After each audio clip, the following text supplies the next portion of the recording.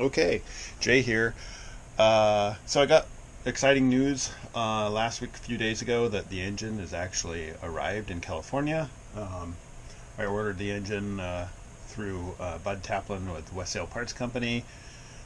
So the engine is sitting in the Beta Distributors warehouse in California. So I've got to work on getting that shipped up here. But in the meantime, all of a sudden, I'm feeling behind the eight ball, so I've got to just kind of step it up on getting the engine compartment prepped. Lots of different things to do. I'm not exactly sure what the order is. I'm going to be doing them, but well, to try and get some footage of various things. And that's about it. All right, sail on. This is what it's looking like now. There used to be a battery box kind of right over there, and that's gone. And I'm going to build a shelf there for the new batteries. I've just been cleaning things out and disconnecting cables and trying to track it all down. So I'm going to take a break here. I got to go get some bilge coat, and then I'm going to sand probably a little bit in here and just do up, I think, paint up to maybe about the edge of kind of that top edge all the way around. Still going here. The engine comes with a control panel, of course, and I opted for Beta has a control panel that they call C, which is a little bigger and has temperature, oil pressure on it, instead of just indicator lights. So I got that. So the old engine had the control panel down here, and it's kind of a pain in the ass to have it there because it's hard to see, and also this floor, as you've seen, comes up, and it really makes it hard to pull that up when there's a little guard there. So this little spot here had a bunch of old sail computer and wind instruments on it. None of this stuff works, so I'm getting rid of all this stuff, pulling it out. So I'm thinking the control panel will go here, which gets it up out of the cockpit floor area. So like if this boat ever got pooped, it's more protected from a whole bunch of water sitting in the cockpit. It might be a little more exposed to the rain, but I did get one of these. This is a manufactured cover, designed specifically for the C panel. So I'm going to put it here. It's going to sit there. This does swing open, and the panel will be in there recessed, so that's where I'm planning on putting it. So I just thought I'd show you guys that. So I've just taken off all these parts, and now I'm going to keep working on trying to see how to get this thing to fit there. Okay, I took off the piece of wood that had all those instruments, and here's what I'm looking at. So this needs to go there, and I have to figure out what to do about this. Jay here, the end of a Saturday, and did a lot of work. It's kind of dark, and I don't have any lights out. I don't really want to get any lights out, but let's see, I'll turn on engine room light. And it does a little bit. Anyway, got our first coat, bilge paint. I'm only going to come up so far. So tomorrow I'm going to lightly sand that and do a second coat. I might actually go up to that shelf. I just think that might be a better break. But this is good enough, I think. So that's one thing I did today. And let's see, the other thing I've done. I've got a nice cheap piece of starboard, basically, or it might just be a cutting board. But it was only $1 at what do they call it? Not a rebuilding center, a restore. So there's this cutting board, kind of starboard-like, and I'm going to basically use that as a temporary patch over all these old holes. The engine compartment, the engine panel is going to go in here. I also cut another one of those to cover this down here. So that's going to go there. And again, that's just temporary, so that I can just focus on getting the engine electrical done, and then later, some other date, when we're working on decks and other fiberglass stuff, we'll patch those in a different way. So that's that. built a battery box. And there it is down there. It's got used fiberglass resin, just and cloth on the inside. That's 1/2 inch plywood on the sides, 3/4 inch plywood on the bottom and the ends, and that's going to fit my 3 house bank batteries end to end.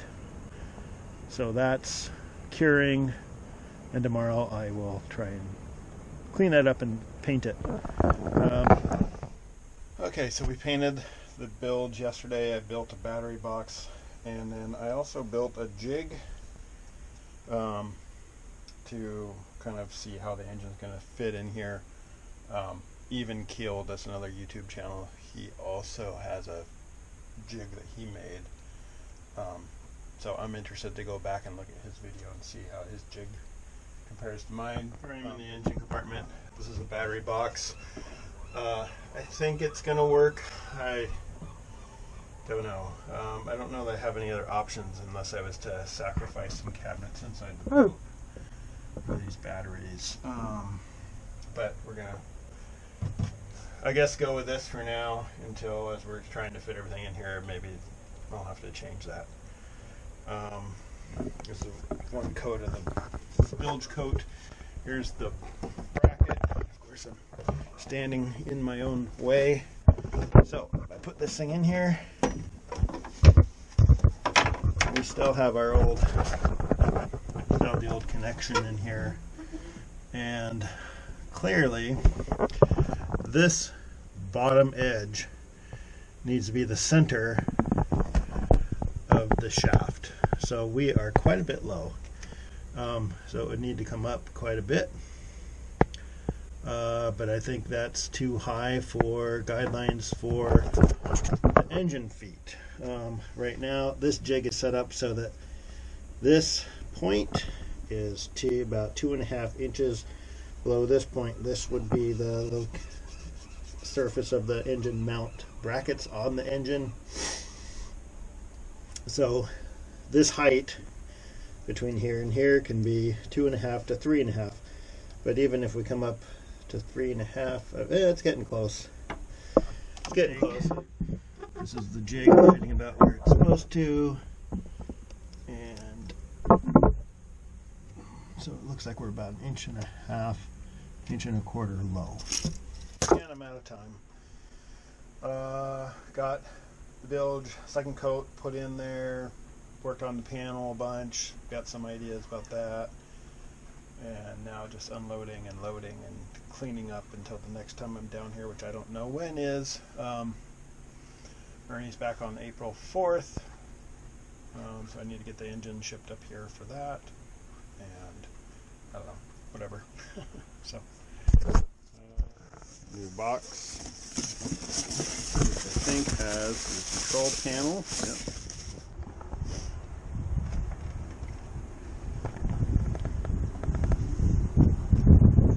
Oh yeah, because the they're all look identical.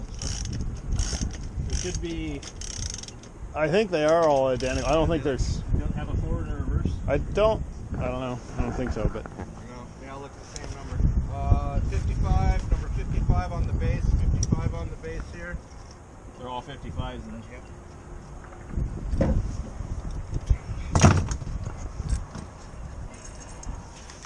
Actually, video. Oh, nice. Careful for Mike, because he's wanted. Yeah, wanted. We're just waiting for the roar to go up a little bit before we turn it. Right. I think we were telling Dustin that this morning. And then remember, half of it goes to me when I get out of prison. Yeah, that's right.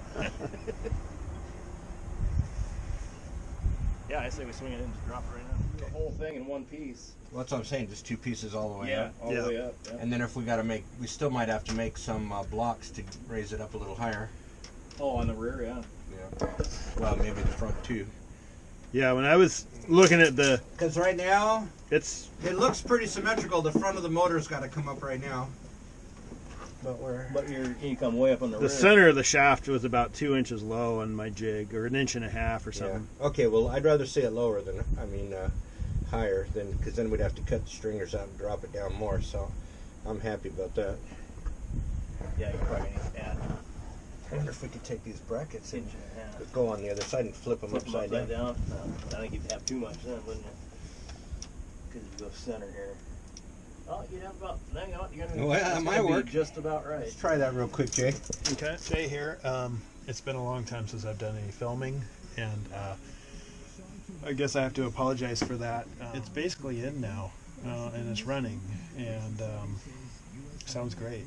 So we haven't done a sea trial yet, and the boat's just absolutely in shambles, and just as boats get when you work on them.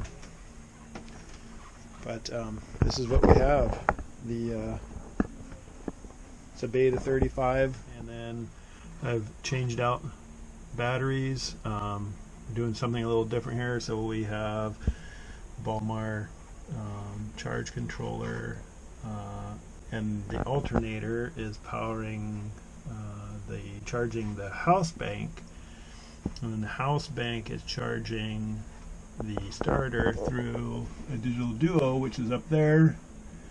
So it's a little bit different. Over here we have the boat battery switches. So on the far right we have the house, and on the far left the engine, and then in the middle a combination, so combining.